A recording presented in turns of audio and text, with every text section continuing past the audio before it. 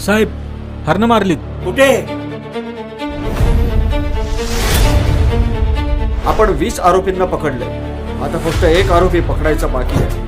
दादा कुठे आहेत? तेव्हा खरे ते किती संकट आली तर तो पळून जाऊच शकत नाही. तो पळून जाणाऱ्यातला नाही.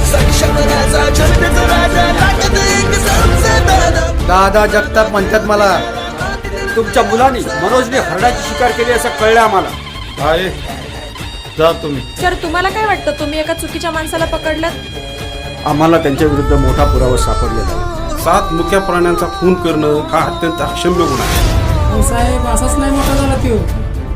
आदित्य राजे मराठी प्रोडक्शन प्रस्तुत डेअरिंग. मनात डेअरिंग धरून बनवलेला हा चित्रपट डेअरिंग 12 जूनला अख्ख्या महाराष्ट्रभर प्रदर्शित होतोय. आणि सर्व प्रेक्षकांना माझं आव्हान आहे, शेतकरी पुत्राचा चित्रपट आहे, हाऊसफुल झालाच पाहिजे. झालाच पाहिजे. नमस्कार, मी पूजा धामे. 12/6/2026 रोजी आमचा चित्रपट पूर्ण महाराष्ट्रात प्रदर्शित होत आहे आणि हा मूवी एक सत्य घटनावर आधारित आहे आणि आम्ही यासाठी खूप मेहनत घेतलेली आहे. सगळ्यांनी, आमचे क्रू मेंबर्स असेल, आमचे मेकअप दादा असतील, डिरेक्टर असतील, निर्माते असतील, सगळ्यांनी खूप मेहनत घेतलेली आहे आणि हा चित्रपट खास तुमच्यासाठी बनवलेला आहे. तर माझं एवढंच म्हणणं आहे सगळ्यांना, जसं आपण हिंदी सिनेमा बघतो तसंच मराठी सिनेमांना पण तुमचा सपोर्ट असू द्या. हे चित्रपट प्रदर्शित व्हायच्या आधी किती कलाकार होते याच्यामध्ये आणि कुठं कुठं याचं शूटिंग झालं? कलाकार याच्यामध्ये 40-50 असेल आणि पूर्ण क्रू पकडून असेल 200-300 प्लस. आणि याचं संपूर्ण शूट बारामती, मोरगाव इथे झालेलं आहे. चित्रपटाची कथा कशावर आधारित आहे? चित्रपटाची कथा सत्य घटनावर आधारित आहे, जी मोरगावमध्ये घडली होती. दादा जगताप यांनी हरणांची शिकार त्यांनी नव्हती केली, त्यांच्या पोरांनी केली होती. ती केस त्यांच्यावर आली होती. ते कसलंही डगमगता ते या केसमधून बाहेर पडले. त्या चित्रपटाचं वेगळं पण काय असेल? ही रिअल स्टोरी आहे आणि मराठी चित्रपट सृष्टीला रिअल स्टोरी. भूमिका काय नेमकी त्याच्यामध्ये? यामध्ये माझी भूमिका एक मुख्य कलाकार आहे मी, ज्यामध्ये मी दादांची 3ऱ्या वाईफचं कॅरेक्टर करते आणि मी दादा जगताप यांच्या लहानपणीचा रोल प्ले करतोय, ज्यामध्ये मी इमोशन पण आहे, कॉमेडी पण आहे. माझा मित्र युवराज, म्हणजेच माझा भाऊ, तो पण या चित्रपटात आहे. तुम्ही दोघा भावांनी एक ग्रामीण भागातून ते जालना ते बारामती हा प्रवास काही सोपा नव्हता. कसा बघतो याच्याकडे? रिस्टारवरून डायरेक्ट चित्रपटात याआधी माझा एक व्हिडिओ होता. आता तर सध्या लग्नाचे प्रॉब्लेम चालू आहे, कोणाला पोरगी भेटायलीच नाहीये. त्यावर मी एक रील टाकली होती, तुमचं लग्न झालंय का? तुम्हाला नाही म्हणतोय बरं का, रील टाकली होती, तुमचं लग्न झालंय का? तर मग ती रील बघितली आमच्या नवरदेव BSc ॲग्री यांचे प्रोड्युसर मिलिंद लडगे सरांनी. मग त्यांनी मला कॉल केला, ऑडिशनला ये म्हणले. आणि या नवरदेव BSc ॲग्री या चित्रपटाचे दिग्दर्शक राम खाटमुडे यांनी मला या चित्रपटात घेतलं. संपूर्ण अशी आम्ही मजा केली, खूप धमाल केली आणि तो चित्रपट शेतकऱ्यावर आधारित होता, त्यामुळे प्रतिसाद तर चांगला भेटला त्याला. हे द बारामती जो पिक्चर काढलेला आहे याच्यातला संदेश काय देणार आहे नेमकी? की आताची तरुण पिढी आहे, जी संकट आलं की मागे हटतात, फाशी घेण्याच्याकडे जातात.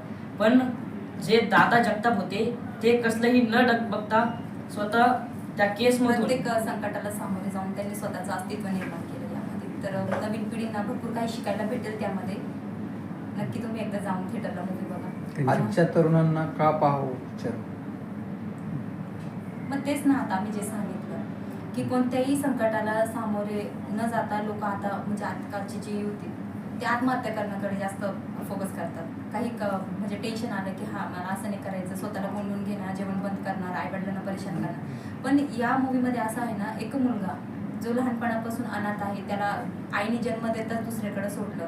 त्याला जन्म देणारी आई वेगळी, त्याचा सांभाळ करणारी आई वेगळी आणि एक अनाथ म्हणून तो वावरला आणि पहिली चोरी त्याने अन्नासाठी केली. आणि त्याचं जेवढं पण त्यांनी संघर्ष केला आहे, तर आपल्याला विचार करण्यात भाग पाडेल, हा करू शकतो तर मी का नाही करू शकत. त्यामुळे सगळ्यांनी बघावे असं मला वाटतं. तुमची भूमिका काय आहे नेमके चित्रपटामध्ये? यात माझी भूमिका, मी एक बायकोचं कॅरेक्टर केलंय, एक आईचं कॅरेक्टर केलंय, जे 20 वर्षापासून तर 50 वर्षाच्या बाईपर्यंत मी याच्यामध्ये माझी भूमिका साकारली आहे. हा रोल कसा मिळाला? याच्यापूर्वी तुम्ही काही मालिका वगैरे केल्यात?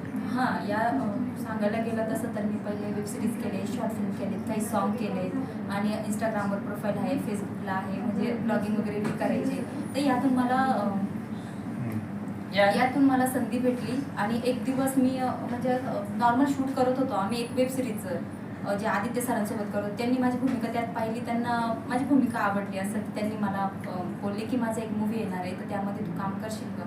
मी इझिली घेतलं होतं, मला वाटलं हा म्हणत असतील, पण एक दिवस त्यांचा रात्री मला कॉल आला की असं असं कॅरेक्टर आहे की कर म्हणून, फीचर फिल्म आहे, मोठी फिल्म आहे, तुझी प्रोफाईल बनेल. मी म्हटले ठीक आहे सर येते, पण मला याबद्दल काहीच माहीत नव्हतं की माझी भूमिका काय असेल, स्टोरी काय. तिथं गेल्यानंतर मला कळले की हे सत्य घटनावर आधारित आहे आणि ज्यांची मी भूमिका करत आहे ते माझ्या समोर बसलेत आणि मला त्यांना ऑब्झर्वेशन करून मला ही भूमिका करायची होती. काय म्हणजे असं रिच फॅमिलीतून नाही आहे, हा पण शेतकरी, मी पण शेतकऱ्याचीच मुलगी आहे आणि एका खेडेगावातून, आम्ही दोघंही खेडेगावातले आहे. तर एवढंच म्हणणं आहे की आम्ही तुमच्याच यातलं आहे, तुमच्यासारखेच आहोत. तर तुमच्या इथलेच मुलं तर त्यांनी एक बनवलेली आहे आणि अख्ख्या महाराष्ट्रात ती प्रदर्शित होत आहे. छोट्याशा गावातून आलेले पोरं आहेत, तर आमच्यासाठी तरी हा मूवी बघावा असं मला वाटतं.